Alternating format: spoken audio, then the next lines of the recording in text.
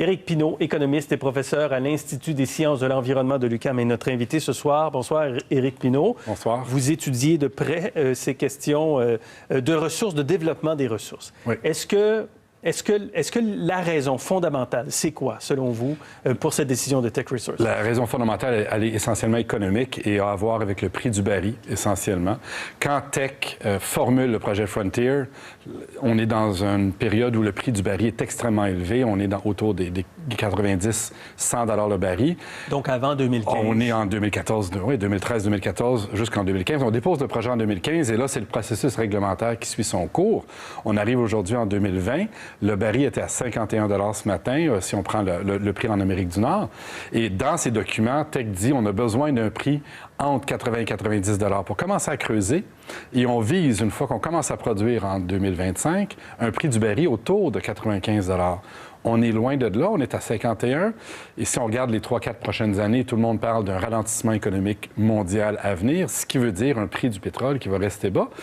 Et surtout, une Amérique du Nord qui nage dans les surplus de pétrole depuis qu'on s'est mis à fracturer, finalement, puis qu'on a cette nouvelle économie pétrolière en Amérique du Nord. Donc, le prix n'est pas là, clairement. Non. Est-ce que la mésentente entre l'Alberta et le gouvernement fédéral et plusieurs autres provinces qui vont jusqu'à contester en cours le prix sur le carbone imposé par le gouvernement fédéral, est-ce que le grand patron de Teck a raison? C'est une vraie raison pour dire... On ne va pas de l'avant avec le projet. Ça crée beaucoup d'incertitudes. Ça crée de l'incertitude. Il faut financer Teck. Le projet Frontier doit être financé. Et il y a beaucoup d'incertitudes en termes de politique climatique canadienne, mais en termes aussi de politique climatique aussi. Dans 20 ans, on va être où? Alors, c'est un projet qui génère beaucoup d'incertitudes. Les institutions financières, de plus en plus, sont frileuses d'engager des sommes considérables dans des projets à haute intensité de carbone, de haute intensité de CO2. Donc, le financement était peut-être fragile. Et donc, oui, l'incertitude des politiques climatiques canadiennes et le système à deux vitesses, finalement, un Alberta qui veut aller de l'avant très agressivement et un fédéral qui tente de ménager la chèvre et le chou, ça n'aide pas. Mais je pense qu'il y a une conjoncture politique beaucoup plus globale qui est les politiques climatiques qui font que ce type de projet-là ne reçoit pas, du moins dans des économies comme l'économie canadienne, d'appui favorable. Oui. Mais si le prix du pétrole était à 80, 90, 100 $... un autre en débat. Teck n'aurait pas retiré son projet? Le gouvernement serait très embêté. Je pense qu'on serait allé vers une espèce d'entente où on dit on va mettre un cap sur les émissions du secteur des sables bitumineux et on va permettre Teck. Ça aurait été une espèce de compromis un peu à la Rachel Notley, donc l'ancienne première ministre de l'Alberta, qui, avec l'industrie, s'était entendue. On va mettre un chapeau, on va dire voici ça en dessous de quoi le secteur doit rester et en même temps, on permet l'essor de certains projets. Il faut se rappeler qu'il y a 2 ans, le PDG de Suncor disait c'est fini les grands projets. Là. Maintenant, quand on inaugure le dernier grand complexe qui est celui de Fort Hills, on dit dorénavant, on est en consolidation, contrôle des coûts, amélioration de la productivité et plus du tout dans l'expansion puis dans l'ouverture de nouveaux projets. Parce que les prix ne sont pas là. Les prix ne sont pas là, tout simplement. Et parce qu'on ne pense pas... Et la demande aussi? La demande aussi, c'est un pétrole lourd. On vient de dire que le pétrole lourd ne sera plus utilisé, le bunker fuel qu'on dit pour la navigation commerciale, c'est fini. Là. Il y a un horizon dans lequel on va l'éliminer. Ça va être du GNL ou du gaz naturel ou d'autres types de carburants qu'on va utiliser. Donc, les perspectives de marché ne sont pas très bonnes pour ce type de pétrole-là. On en a besoin, mais peut-être pas en aussi grande quantité. Et donc, dans ce contexte-là, mieux vaut utiliser la capacité extractive et augmenter sa rentabilité. Ouais. Pourquoi TC Energy, TransCanada, est allé de l'avant avec Coastal GasLink, sachant très bien que les chefs héréditaires, qu'il y avait des chefs héréditaires qui s'opposaient à ce projet qui traversait le territoire Wet'suwet'en, alors qu'aujourd'hui, Teck dit « je n'irai pas de l'avant » pour toutes sortes de raisons là, qui ont été énumérées par l'entreprise avec le projet Frontier. Parce qu'on est dans une autre réalité économique.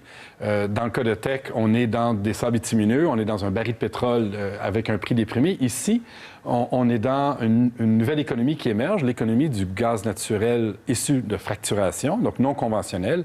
Les sources de gaz conventionnel. Le Canada est un important exportateur de gaz naturel, 4e au monde. Mais ce qu'on exporte exporte actuellement, c'est du gaz conventionnel. C'est des réservoirs dans lesquels on rentre un tuyau et le gaz sort sous pression, passe dans un réseau de gazoducs et s'en va partout en Amérique du Nord. Ce modèle-là est en train de tirer à sa fin. Nos réserves conventionnelles sont presque vides. Par contre, on a des réserves qu'on dit non conventionnelles qu'il faut atteindre par fracturation hydraulique. Et là, le nom à retenir, c'est Montney. C'est une immense formation géologique. Entre l'Alberta et la Colombie-Britannique. Exactement. Et sur la frontière. Sur la frontière. L'essentiel du gaz est du côté de la Colombie-Britannique. Du côté de l'Alberta, on a plutôt du pétrole qu'on extrait par fracturation. Comme on fait en Appalachia, comme on fait au Dakota, comme on fait dans le Permien au Texas. Et là, on est dans les mêmes prix qu'ailleurs en Amérique du Nord en termes de coût d'extraction. Donc, la rentabilité économique, elle est présente. Par contre, on ne peut pas envoyer ça vers le sud. Parce que le réseau de gazoducs est saturé, il y a trop de gaz en Amérique du Nord. Et donc, même si on dit on va remplacer le charbon, il faut le sortir du continent. Et ça nous donne donc une trajectoire vers l'océan Pacifique pour exporter sous forme liquide. Et il y a une économie pour ça. Il y a une économie, un marché. Beaucoup plus que pour les prix des sables bitumineux, les prix du pétrole qui sont pas assez élevés. Oui, parce qu'on est dans un produit dont la demande est encore en progression. Et il y a une course actuellement. La demande de GNL, on sait qu'elle est là, de gaz naturel liquéfié. Donc, on sait qu'elle est là. Et il y a une course en ce moment pour construire de la capacité de liquéfaction en Amérique du Nord, entre le golfe du Mexique, entre le BC et même ici à l'Est avec GNL Québec. Donc, il y a une course à construire la capacité et après ça, bien, les gens se positionnent dans cette nouvelle économie du gaz qui vraiment va changer la donne. Merci beaucoup pour ces explications ce soir.